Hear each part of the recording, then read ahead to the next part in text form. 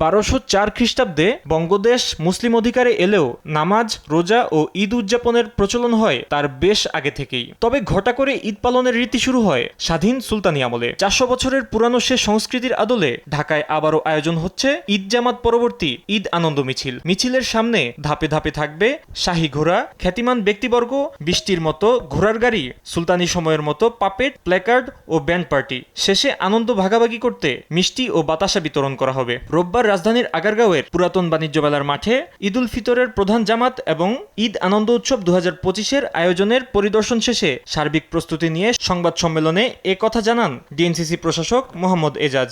জানান, সকাল 8:30 ঈদের একমাত্র জামাত শুরু হবে।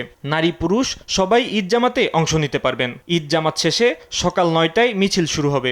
এই মিছিলটি প্রদক্ষিণ করে সংসদ ভবনে গিয়ে শেষ হবে এবং সংসদ ভবনে আমরা একটি ছোট সাংস্কৃতিক অনুষ্ঠান করব। পাশাপাশি ঢাকাবাসীর ঈদ বিনোদনে আলাদা মাত্রা যোগ করতে আয়োজন করা হবে ঈদ মেলার। চীনমৈত্রী সম্মেলন কেন্দ্রে আয়োজিত এই মেলায় থাকবে 200 শতাধিক স্টল। 200টির মতো স্টল হয়েছে। আমরা এই মেলাতে নানা ধরনের পণ্য সামগ্রী, খাবার, চটপটি এই সকল কিছু থাকবে। এছাড়া ঈদ আনন্দ উৎসবকে ঘিরে কয়েক স্তরের নিরাপত্তা ব্যবস্থা নেওয়া হয়েছে বলেও জানান ডিএনসিসি প্রশাসক।